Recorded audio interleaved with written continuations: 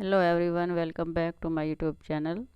तो dear students, आज हम स्टार्ट करते हैं प्रपोजिशन, क्योंकि बोर्ड परीक्षा में प्रपोजिशन का भी एक पार्ट होता है। तो सबसे पहले हम समझ लेते हैं कि प्रपोजिशन क्या होता है। तो प्रपोजिशन एक ऐसा पार्ट ऑफ स्पीच है जो नाउन या प्रोनाउन का संबंध किसी अन्य शब्द से दर्शाता है, और नाउन या प्रोनाउन को प्रीपोजिशन का ऑब्जेक्ट भी कहा जाता है। और प्रीपोजिशन अपने ऑब्जेक्ट से हमेशा पहले आता है, जैसा कि आज हम अपने ये फिल इन द ब्लैंक्स लेकर के चल रहे हैं। तो यदि आप चैनल पर नए आए हैं तो प्लीज़ चैनल को सब्सक्राइब कीजिए। तो आइए देरी न करते हुए अब हम अपनी वीडियो को स्टार्ट करते हैं। तो देखिए, हमारा सबसे पहला सेंटेंस है कि my shoes are made dash leather. तो प्रीपोजिशन हमारी बहुत सारी होती हैं, इन, इनटू, फ्रॉम, इस तरह से। तो अब हमें इसमें से एक वर्ब को सिलेक्ट करना है। तो यहाँ पर लेदर यानी कि मेरे जूते लेदर से बने हैं। तो हमेशा एक बात को याद रखना है कि जब किसी भी वस्तु से कोई दूसरी वस्तु बनाई जाती है तो वहाँ पर हमेशा ऑफ का प्रयोग होता है। तो यहाँ पर आ जाएगा my shoes are made of leather. तो ये जो ऑफ है ये हमारा करेक्ट आंसर है, राइट। इस पे हम टिक लगा देते हैं। नेक्स्ट है हमारा C put the pen dash her pocket.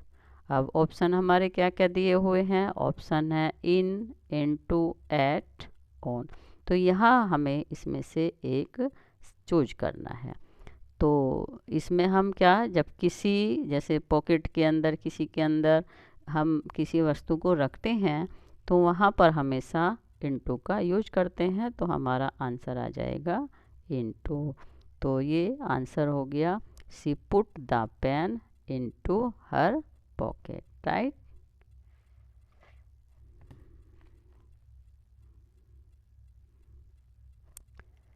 Next, he is eager dash know his result.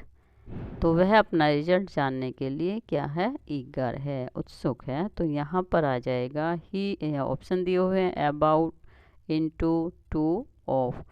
तो इसमें करेक्ट आंसर हो जाएगा टू। तो ये हो जाएगा he is eager to know his result. Next, he is suffering dash fever. तो यदि कोई भी व्यक्ति किसी भी बीमारी से सफ़र कर रहा है, ठीक है, जैसे यहाँ फीवर की जगह हमारा टाइफाइड, मलेरिया, कुछ भी हो सकता है।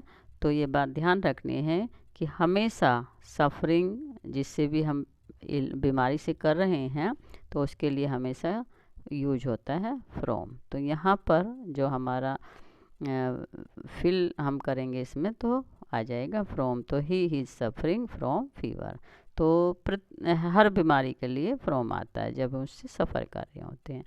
तो नेक्स्ट है what is time dash your watch. तो जब भी कभी हम किसी से टाइम पूछते हैं तो हमेशा टाइम बताने के लिए हमें किसका यूज करते हैं? बाई का। तो यहाँ ऑप्शन इन, एट, ऑन दिए हुए हैं, बट हमारा जो करेक्ट आंसर है वो बाई है, क्योंकि समय बताने के लिए हमें बाई का यूज करते हैं। नेक्स्ट है C jumped dash the well to save her child. अब यहाँ ऑप्शन दिया हुआ है इन, इनटू, ऑन, अपॉन। तो यहाँ पर भी हमें ध्यान रखना है कि जब जंप यानी कि वेल वगैरह या किसी में, अभी जो मैंने ऊपर बताया था, कोई वस्तु गति में होती है, ठीक है ना। तो यहाँ गति हम कर रहे हैं, तो इसमें भी गति के लिए भी हमेशा इनटू का यूज होता है। वहाँ ऊपर पॉकेट में रखा तो वहाँ पर भी हम गति कर रहे थे, और यहाँ चूँकि उसने जंप किया है तो यहाँ पर भी इनटू का ही यूज। तो ये हमारा आंसर आ जाएगा into the van. Next, Mohan is taking rest dash a tall tree. अब यहाँ पर देखिए ऑप्शन दिया हुआ है अंडर, इन, अबाउट और विद इन। तो वो क्या कर रहा है, रेस्ट कर रहा है।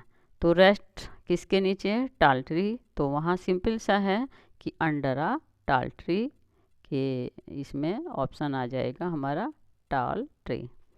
अब नेक्स्ट है the ring is made dash gold. अभी मैंने ऊपर बताया था जब किसी वस्तु से कोई दूसरी वस्तु का निर्माण होता है तो वहाँ पर हमेशा किसका यूज होता है, ऑफ का। तो यहाँ पर भी the ring is made of gold ही आ जाएगा। Next everyone laughed dash him. तो यहाँ पर प्रत्येक व्यक्ति उस पर हंसा। तो ऑन, फॉर, इन, टू नहीं आके हमारा इसमें आ जाएगा एट। तो जब भी हम इस तरह से लाफ या लुक्ड एट, तो यहाँ पर हमेशा एट का यूज होता है।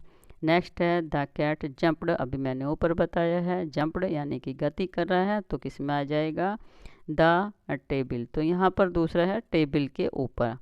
तो एट, ऑन, और यहाँ पर हम इसमें अपॉन फिल करेंगे कि बिल्ली मेज के ऊपर कूदी।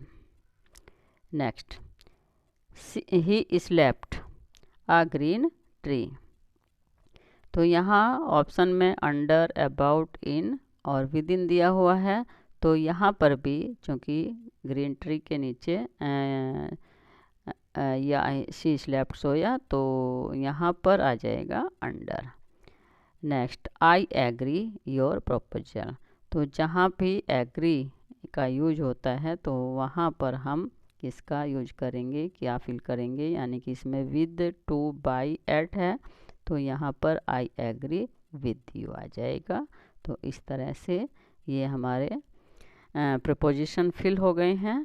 तो यदि आपको वीडियो अच्छी लगी हो, समझ आया हो, तो प्लीज़ वीडियो को लाइक और शेयर करना ना भूलिएगा। Thank you for watching.